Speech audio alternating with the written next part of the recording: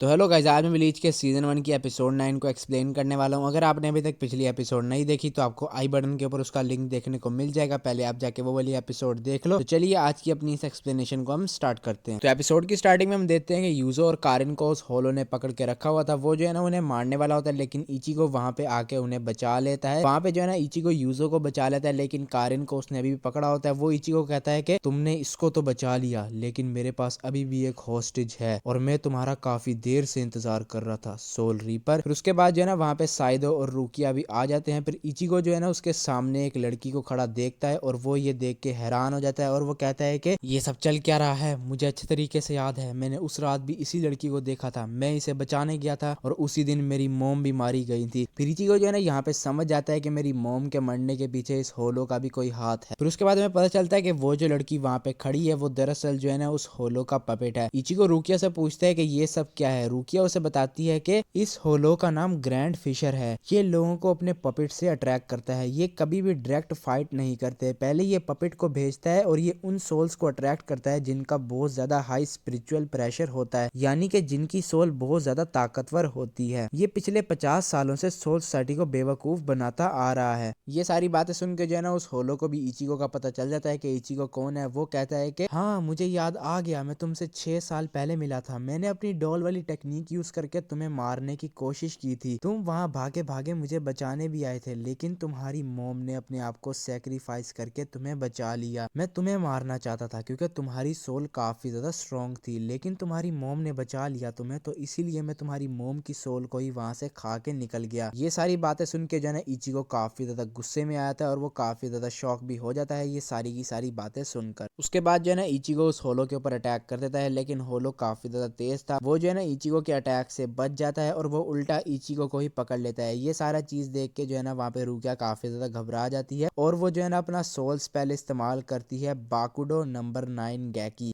जिससे जो है ना वो कुछ वक्त के लिए उस होलो को पैरालाइज कर देती है। लेकिन वो होलो काफी स्ट्रॉन्ग था, उसको उस स्पेल से कुछ भी नहीं होता और वो रूकिया से कहता है कि तुम बीच में मत आओ। वो जो है ना वहाँ पे रूकिया को मारता है, जिससे रूकिया दूर जाए गिरती है और वो जो है ना काफी ज्यादा इंजर्ड हो जाती है। उसके बाद जो है ना वो कारिन को खाने लगता है, लेकिन इचिगो उससे कहता है कि रुक जाओ, इसको छोड़ दो और तुम मुझे खा लो। वो जो है ना वहाँ पे उसकी बात नहीं सुनता। वो जो है ना वहाँ पे कारिन को खाने ही वाला होता है, लेकिन तभी वहाँ पे साइदो आके उसका हाथ काट देता है, जिसके अंदर जो है ना कारिन भी थी। तो वहाँ पे जो है ना कारिन उससे बच जाती है और यहीं पे मौके का फायदा उठाते हुए इचिगो भी अपने आप को आजाद करवा लेता है। उसके बाद जो है ना वो दोबारा कारिन के ऊपर अटैक करने वाला होता है, लेकिन साइदो वहाँ पे आके कारिन को बचा लेता है। लेकिन उसको बचाने के चक्करों में वो खुद काफी ज्यादा इंजर्ड हो जाता है। उस होलो ने जो है ना उसके ऊपर अटैक किया था और वो अटैक जो है ना साइदो के आर पार हो जाते हैं। इचिगो उससे कहता है कि तुमने ये सब क्यों किया। साइदो उसे कहता है कि ये एक सोल रीपर की ड्यूटी होती है, हमारा ये काम होता है कि हम अच्छी सोल्स को बचाएं। और ये कह के वो नीचे गिर जाता है। रूकिया और इचिगो समझते हैं कि ये मर गया,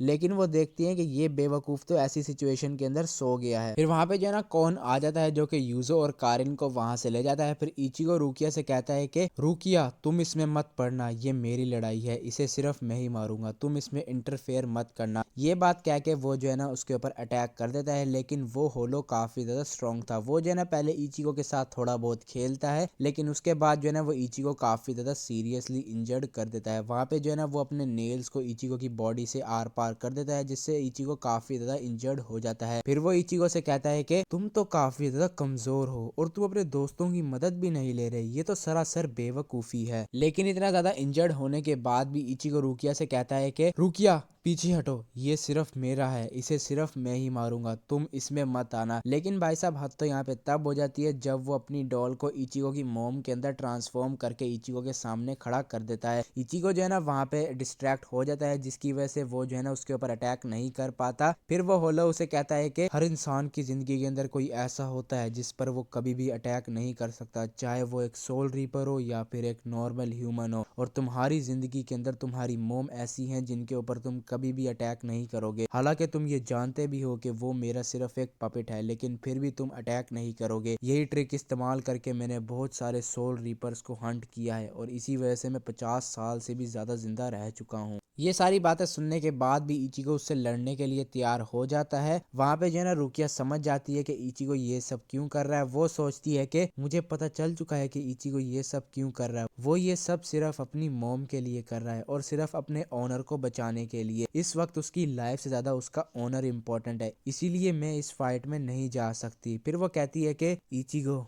मरना मत। फिर दूसरी साइड पे हम देखते हैं कि वहाँ पे साइदो भी उठ चुका है। यहाँ पर हमें इचिगो की फाइट दिखाई जाती है जहाँ पे वो होलो जो है ना उस पपेट को इचिगो के पास भेज देता है और वो जो है ना उससे उसकी मॉम की आवाज में बात भी करवाने लगता है ताकि इचिगो और ज्यादा डिस्ट्रैक्ट हो जाए, और इसी के चलते वो जो है ना इचिगो को और भी इंजर्ड कर देता है। वो जो है ना इचिगो को यहाँ पे मेंटली और फिजिकली काफी ज्यादा टॉर्चर कर रहा होता है, लेकिन एकदम से ही उसकी डॉल के अंदर से जो है ना काफी ज्यादा एनर्जी निकलने लगती है और ये जो है ना स्पिरिचुअल प्रेशर था। फिर वहां पे जो है ना वो डॉल खत्म हो जाती है और हमें देखने को मिलता है कि वो इचिगो की मॉम वहां पे खड़ी हुई है। रुकिया और साइदो ये सब देख के काफी ज्यादा शॉक हो जाते हैं। फिर साइदो बताता है कि जब इस होलो ने इचिगो की मॉम को मारा होगा तो उनका थोड़ा सा स्पिरिचुअल प्रेशर इनके अंदर रह गया और इचिगो की मॉम ने अब मैनिफेस्टिंग करके उस पपेट के ऊपर टेक ओवर कर लिया है। ये एक मिरेकल है, ये बहुत ज्यादा रेयरली होता है। दरअसल यहाँ पे इचिगो की मॉम ने ये किया था कि उन्होंने जो है ना उस पपेट के ऊपर टेक ओवर कर लिया था, यानी कि जब उस होलो ने इचिगो की मॉम को मारा था तो इचिगो की मॉम का थोड़ा सा स्पिरिचुअल प्रेशर उसके अंदर रह गया और जब उन्हें ये फील हुआ कि इचिगो खतरे में है तो वो जो है ना वहाँ पे उसे बचाने के लिए आ गई। इचिगो की मॉम इचिगो से कहती है कि मेरे बच्चे, मुझे तुम पे बहुत ज्यादा फक्र है और मैं अपनी पूरी फैमिली से बहुत ज्यादा प्यार करती हूँ और आगे भी करती रहूंगी। फिर उसके बाद हमें दिखाया जाता है कि इचिगो की मॉम यहाँ से जाने लगती है क्योंकि उनका इतना हाई स्पिरिचुअल प्रेशर नहीं था कि वो जो है ना ज्यादा देर तक यहाँ पे रुक पाए। उनके जो थॉट्स थे वो जो है ना अब खत्म हो रहे थे और हमें दिखाया जाता है कि वो वहां से चली जाती है। ये सब देखने के बाद वो होलो भी काफी ज्यादा शौक था, लेकिन अब इचिगो को जो है ना यहाँ पे अच्छा खासा कॉन्फिडेंस मिल गया था। वो जो है ना अपनी तलवार उस होलो के अंदर घुसा देता है, लेकिन होलो काफी ज्यादा चालाक था। जैसे ही वो इंजर्ड होता है वो जो है ना वहां से भाग जाता है। इचिगो यहाँ पे खुश भी था कि वो अपनी मॉम से मिल पाए, लेकिन यहाँ पर इचिगो दुखी भी था कि वो अपनी मॉम का बदला नहीं ले पाया। वहां पे जो है ना रुकिया आती है और उसे कहती है कि इचिगो बस इतना काफी है, अब तुम रुक जाओ।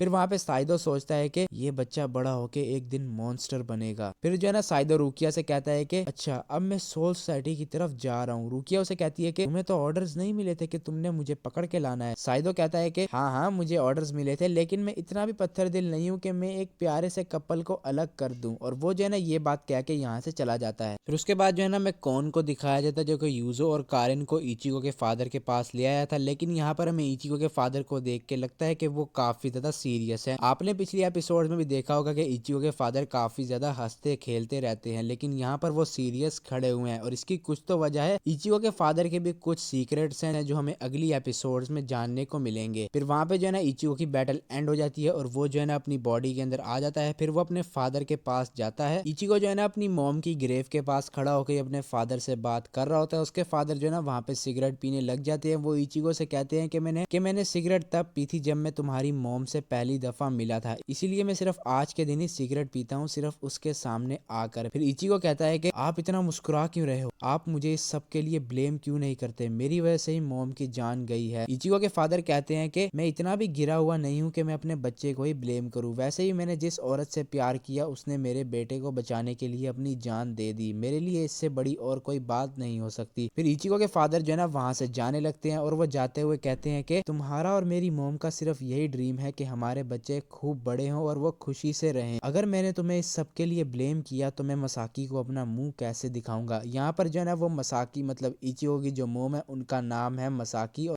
इचिगो के फादर जो है ना ये सारी बातें करके यहाँ से चले जाते हैं। फिर हमें पता चलता है कि रुकिया भी ये सारी की सारी बातें सुन रही थी। फिर इचिगो रुकिया से कहता है कि रुकिया तुमने सुना, अब मैं एक सोल रीपर बन के ही रहूंगा और मैं कमजोर लोगों को प्रोटेक्ट करूंगा। इचिगो की ये बात सुन के रुकिया काफी ज्यादा खुश हो, उसे ऐसा लग रहा था कि इचिगो जो है ना अब बड़ा हो रहा है। आपको लगेगा कि भाई ये दोनों तो एक ही उम्र के हैं, लेकिन ये एक उम्र के नहीं है।